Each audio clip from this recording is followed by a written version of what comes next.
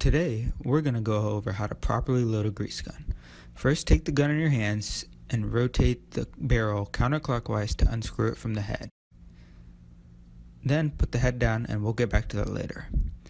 Next, you're going to pull the follower rod all the way back and make sure that it's securely snug so that the follower and plunger are all the way back into the barrel. Next is the grease cartridge. Here's the plastic side and here's the cap side. You want to always make sure that you're storing your grease cartridge capsized down so that gravity does not create air bubbles. Next, we'll take the cap off, put that open side into the barrel, and make sure it's securely fit down there. Go ahead and pop the top, and sometimes you'll have grease onto the cap and you want to make sure you get that into the barrel. Next, you want to screw the barrel back onto the head of the grease gun. Make sure that the threading is correct because you don't want to cross thread. You want to ensure it's securely fit and then move it back about half a turn so you can let out air. Here is the air bleeder valve that you'll be pushing while you're letting the follower rod go back into the gun.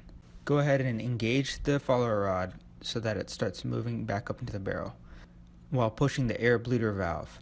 Sometimes you'll have to push the T-handle and give it a little bit of a spin so that it ensures pushing all the way through. Now that it's all the way through, you want to tighten the barrel all the way. Go ahead and take your protective cap off. Start giving it a few pumps. And once it's primed, you're ready to lubricate. That's how you properly load a grease gun.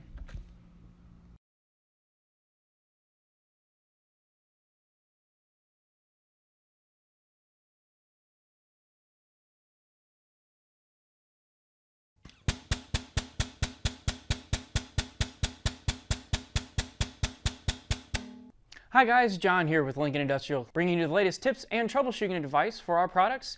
In today's video, we're going to show you the proper procedure to load a grease cartridge and prime a grease gun. Whether you have a lever or pistol grip manual gun, pneumatic or power lube or electronic grease gun, the priming process is the same for them all. If this is the first time using your gun, begin by unthreading the grease tube assembly from the head of the grease gun.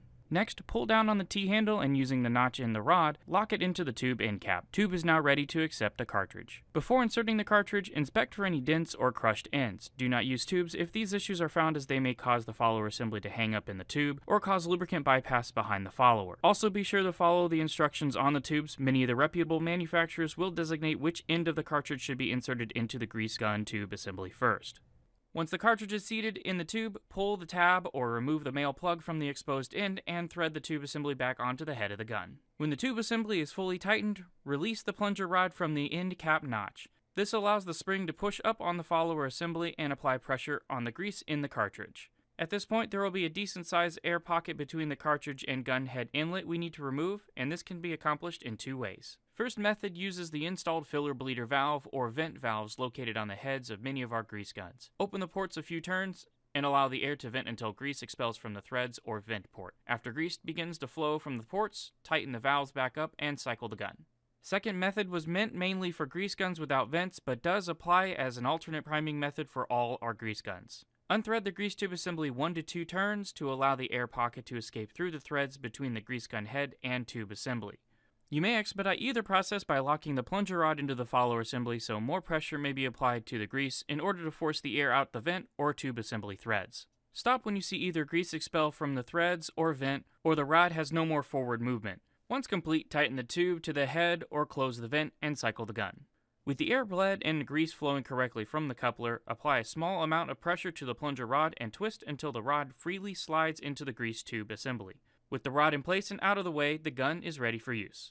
A few points to consider concerning the lubricant when operating your grease gun. If the lubricant you are using is very tacky or thick, this process may take a little longer. This is especially true if working in a cold environment. Some greases tend to flow slower than normal and possibly lead to loss of prime. In this case, cycle your gun slowly, allowing for full strokes of the handle for manual units, reduce your air pressure down if using a pneumatic gun, or set electronic power lubers to the low setting, and allow a little more time for the grease to enter the chamber. If necessary, pre-pack the gun head to leave as little of an air pocket as possible, then follow the final priming steps to reprime your gun, and you'll be ready to go.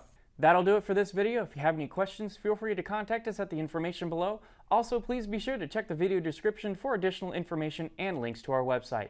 If you like this video and would like to see any future tutorials and relevant Lincoln product information, please like, subscribe, and hit that notification bell to receive a message when we upload new and exciting videos. I am John with the Lincoln Tech Support Team. Thanks for watching and see you next time.